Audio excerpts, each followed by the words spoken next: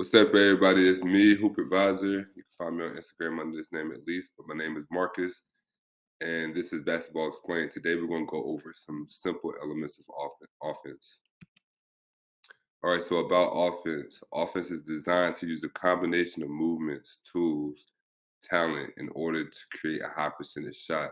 Movements can include player movements and ball movement, tools, pick and rolls, backdoors, slash, move without the basketball, dribbling, passing. These are all tools in the game, and then player individual talent versus the system. All right, what we will talk about here. So offense can be analyzed based on teams, systems, and player decisions. So this is all what we do in practice. We run the coach's system, the team system in practice, and then our decisions are analyzed by the coach and structured into the system, and that's what we see on the court. Values. What is valuable in offense? Offense values easy, high percentage shots over complicated, low percentage shots because of the likelihood of the outcome. So we all have the same outcome. We on one team and we all looking for the same outcome. So based on the shot that's taken, is analyzed, and based on that, the likelihood of the outcome, or supposedly.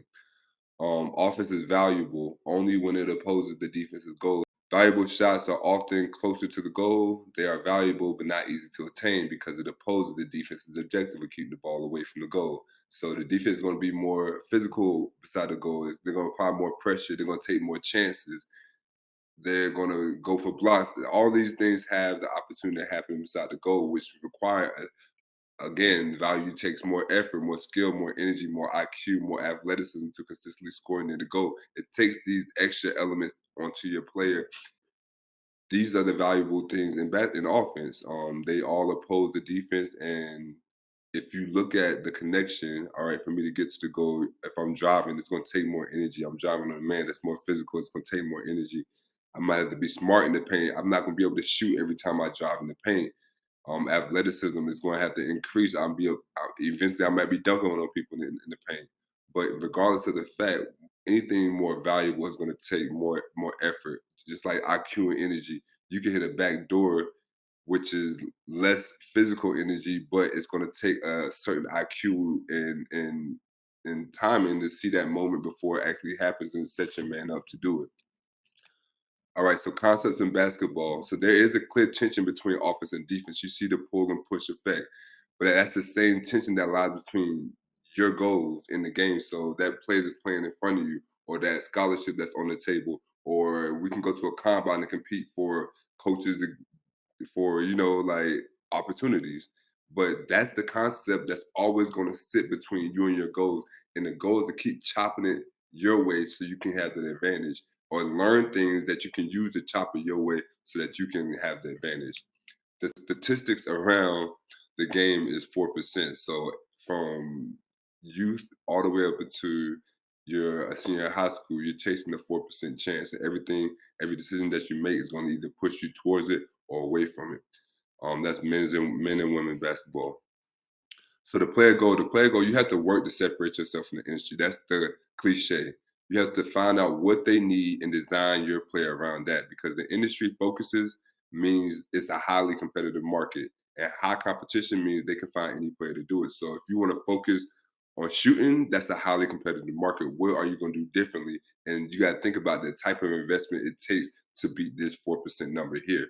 So you just can't go out and say, okay, I'm going to be a shooter. Well, good luck. Like, that's one market, and it's a full market. And how do you plan on separating your player in this market? Again, it's a 4% statistic. So against the 96%, how do you plan on fighting your player above the next? All right, so to achieve this, like, next project, whatever you call next project, the next you that you're gonna make, whatever strategy you changing from into this fundamental strategy, to achieve this player goal, you must prioritize the skills to get you the highest percent shot on the court, which in turn is going to give you room on the outside. So people love to focus on the outside first and think they're going to ever get on the inside, but it doesn't work that way. Once you get on the inside, then they got to back up, because that's what they value most. They value the goal most. Or I'm gonna keep being a threat to the basket. But at that point, they back up and they give you more on the outside. They say, all right, I can't take it on the inside because that's automatic. So if you're on the outside, then once you're on the outside, you have the space to do what you need to do. you have more time. Scoring begins with understanding the different areas of the game surrounding high percentage shots, other than the industry focused three pointer. We talked about that. The different areas, slash and cut and transition, off ball steals, offensive rebounds, driving, high post, offensive rotation. This is not even all of them. You got press offense, like that turns into transition if you use it correctly. But all these areas we can compete in, it's just that we don't know that they're coming up. We have to know so much more about the subject than the next person in order to use our skills and athleticism to take advantage of these opportunities and take advantage of this person's mistakes. All right, so next is going to be training truly has to answer your questions.